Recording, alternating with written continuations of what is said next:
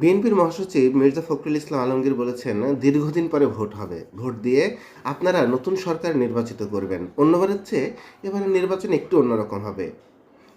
আগে মার্কা ছিল ধানের শীষ আর নৌকা, এবার নৌকা নেই। নৌকার যিনি কাণ্ডারি সাবেক প্রধানমন্ত্রী শেখ হাসিনা, যিনি নেতাকর্মীদের ফেলে পালিয়ে গেছেন ভারতে। দিল্লিতে গিয়ে বসে আছেন আর আমাদের বিপদে ফেলে গেছেন। শেখ হাসিনা থাকলে অন্তত একটা গণতান্ত্রিক ব্যবস্থা চলতো। তিনি বলেন, এবারের নতুন একটি মার্কা এসছে, যারা স্বাধীনতার সময় বিরোধিতা করছিল তারাই সরকার গঠন করতে চাই।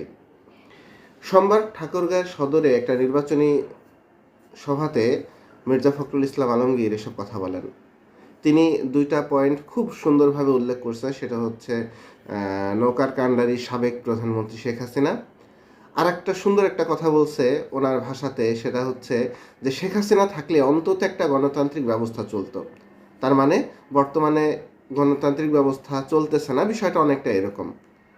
বিষয়টা হচ্ছে নৌকার ভোটগুলো এখন বিএনপি নেওয়ার খুব চেষ্টায় আছে। কেবল নির্বাচনী প্রচারণার আজকে 4-5 দিন চলতেছে। আর মাত্র 15-16 দিন বা 18 দিন সময় আছে। এই অল্প কয়দিনের মধ্যে যে রাজনীতির প্রেক্ষাপট যে কোথায় থেকে কোথায় চলে যায়, কার বয়ান যে কোথায় চলে যায়, আমরা কিন্তু কেউ জানি না।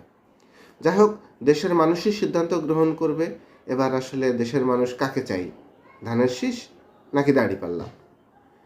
তো বন্ধুরা, সবাই ভালো থাকবেন, আর যদি সম্ভব হয় আমাকে সাপোর্ট করবেন।